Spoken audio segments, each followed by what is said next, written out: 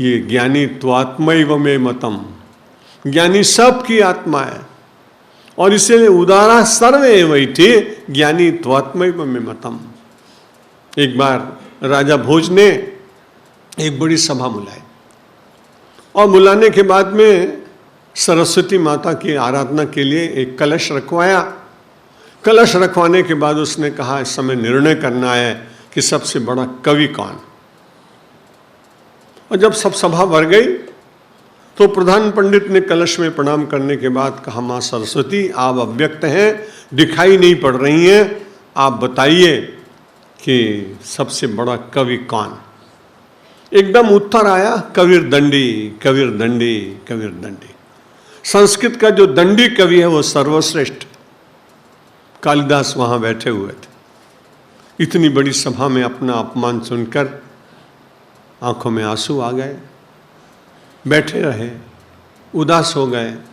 सभा चली गई। बैठे बैठे अचानक सरस्वती का आराधन किया। का इतने अच्छी अच्छी कविताएं लिख के मर गया। लोगों ने बड़ी प्रशंसा की, राजाओं ने प्रशस्ति पत्र दिए और आपने सबके सामने बता दिया कि दंडी सबसे बड़ा कवि है।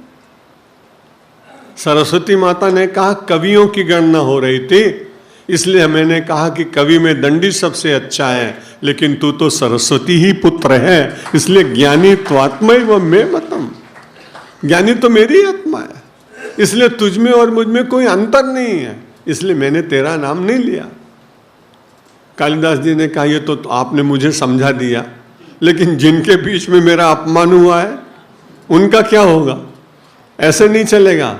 जब बेटा बहुत हट करने लगे तो बाप को बात माननी पड़ती है, माँ को बात माननी पड़ती है। फिर से सभा बुलाई गई, फिर सरस्वती का कलश रखा गया। फिर उसके बाद में प्रणाम करने के बाद जब पंडित ने पूछा तो उसने कहा कवियों में श्रेष्ठ है दंडी, लेकिन अगर सरस्वती का स्वरूप है तो वह है कालिदास, क्योंकि उसमें उनमें एकता। उदारा सर्व एवैते ज्ञानी त्वात्मैव मे मतम। जितने लोग हैं सब उदार हैं, लेकिन ज्ञानी जो है वो परमात्मा का स्वरूप है, क्योंकि वो सब जगह अपने स्वरूप को ही देखता है। और फिर भगवान ने कहा कि बहुनाम जन्मनाम अन्ते ज्ञानवान माम प्रपद्यते वासुदेव सर्वमिति स महात्मा शुद्ध।